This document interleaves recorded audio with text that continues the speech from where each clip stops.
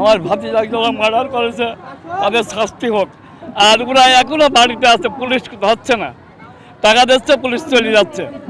আমরা এই সুস্থ বিচার চাই, আর এমন ভাইস্তি ছেলেদের আমরা হারাতে চাই না। আজ গরিব মানুষ বিধায় এর বিচার হচ্ছে না, শাস্তি হচ্ছে না, এরকম তো কাজ না।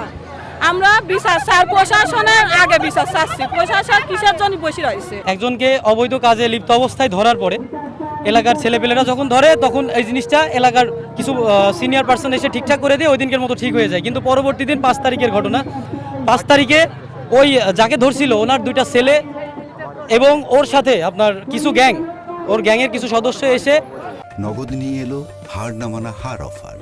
সর্বনিম্ন 10,000 টাকা রেমিটেন্স নগদে পাঠালে থাকছে স্বর্ণের হার জেতার সুযোগ।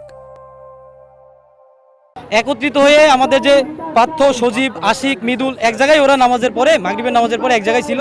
ওই অবস্থাতে এসে ওরা অতর্কিত হামলা করে। প্রথমে ওরা ইলেকট্রিক শক দিয়ে ওদেরকে দুর্বল করে, তারপর এলোপাতারি ছুরির আঘাত করে। যার ফলশ্রুতিতে এদের 3 জনকে রাজশাহীতে রেফার করছিল। একজনের অবস্থা মোটামুটি ভালো ছিল, সদর থেকে রিলিজ করে দেয়। সজীব, আশিক আর পার্থকে রাজশাহীতে রেফার করে। তো আশিক এবং সজীব ওরা এখন আপাতত সুস্থ আছে, কিন্তু পার্থ চিকিৎসাধীন অবস্থাতে 7 তারিখে রাজশাহী মেডিকেল কলেজে ইন্তেকাল করে। প্রশাসন এসে আমাদেরকে আশ্বস্ত করে তারা আমাদের 3 দিনের মধ্যে একটা ন্যায় বিচার পাওয়ার জন্য যে পথে যাওয়ার দরকার তারা সেইভাবে এগিয়ে একটা বিচারের ব্যবস্থা করবে।